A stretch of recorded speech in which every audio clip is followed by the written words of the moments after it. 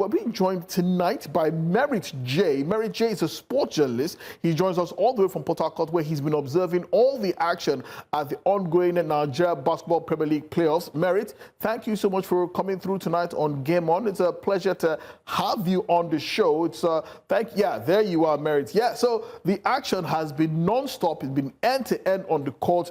It's been brilliant so far. How would you rate, that's from where I'm sitting, but you've been there at the stadium, you've been watching every single game. How would you rate the quality of the competition this year? It's, I'd say the best basketball that we can witness as Nigerians right now, because if you've been following the Basketball Premier League for this season, the 2025 season, it was broken down into 4 different phases. We had, first of all, the group phase, which took place in different conferences, of course, the traditional Atlantic Conference and Savannah Conference.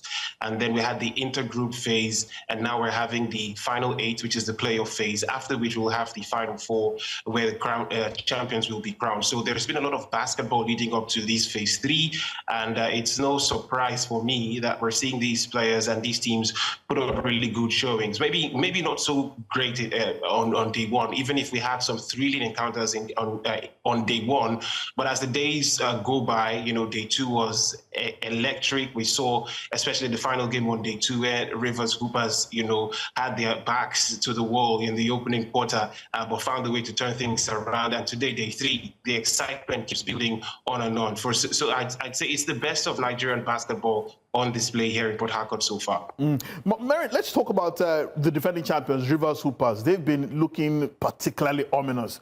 3 matches, 3 wins. Today, they were almost hit 100 points, but a 20-point difference between them and Nigeria Customs. So they're looking really, really good. Is it safe to say that no one can stop them from retaining their title? Is it too far-fetched to say that?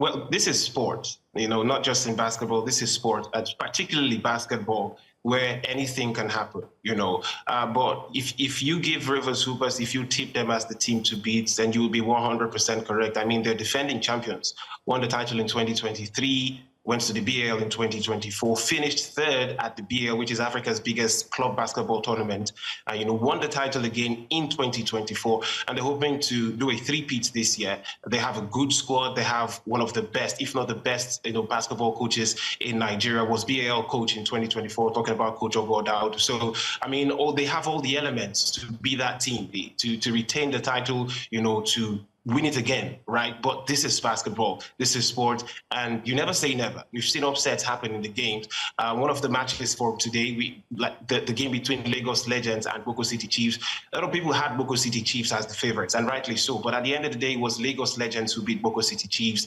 You mentioned Nile University Spartans as one of the teams that are yet unbeaten at these final 8 playoffs.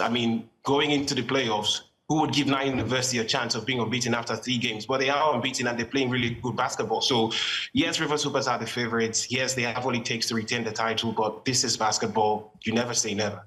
All right, Merit, in your own opinion, are there any standout players from the tournament thus far? Because, we always speak about the fact that the core of the Tigers and the Tigers team is majorly players that are based outside of the country for good enough reasons. But in your own opinion, from what you've seen thus far, are there any standout players that might just catch the eyes of Coach Ogo?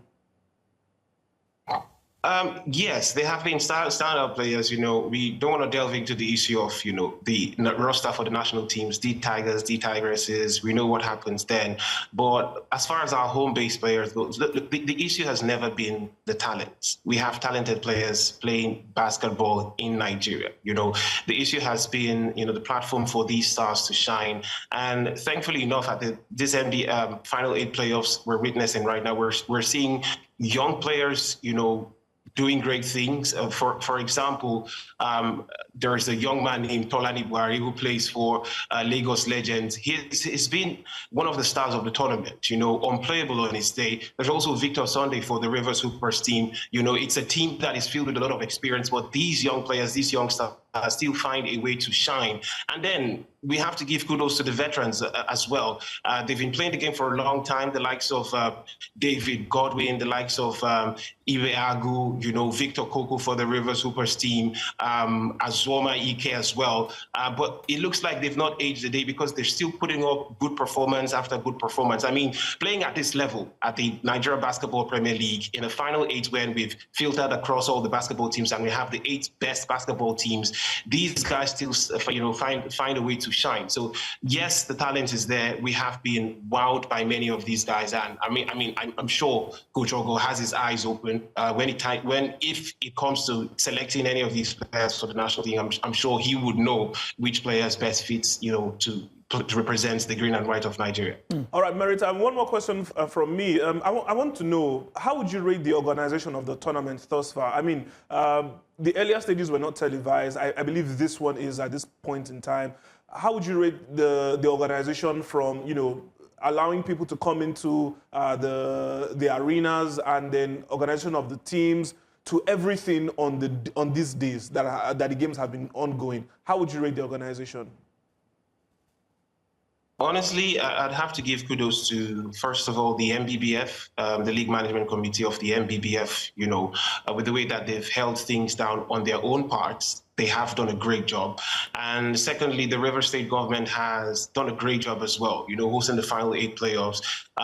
If you've been to the basketball stadium here in Port Harcourt, where River Supers play their home games and where the court currently hosting the Final 8 playoffs, if you've been there before and if you see it now, you know that there's been a facelift. So a lot has gone into the organization and the hosting of these Final 8 playoffs. Personally, I was there in 2023 at the Final 4. I was there also in 2024 in the Final 8. Being there in 2025, I dare say this has been the best so far that I have witnessed, as far as the playoffs go here in Nigeria. The organization is top-notch from the River State government in terms of security, in terms of, entertainment, in terms of the crowd. The crowd bring another, another level of excitement to the game. So it has been good so far. I have no complaints as far as organization goes. Well, that's why your name is Merit. You are definitely here on Merit, and you deserve all the credit for what has been a very, very vibrant and very entertaining discussion with you. Merit J, journalist, joined us all the way from Port Harcourt talking about the Nigeria Basketball Premier League playoffs. Thank you so much. We'll be reaching out to you as the playoffs continue to deepen, and before we crown our probably devise a defending or new champions. And I still have a question to ask you about Nile University Spartans later on, but that'll be subsequently. But thank you so much for joining us tonight, Mary J, all the way from Port Harcourt. It's been my pleasure. Thank you.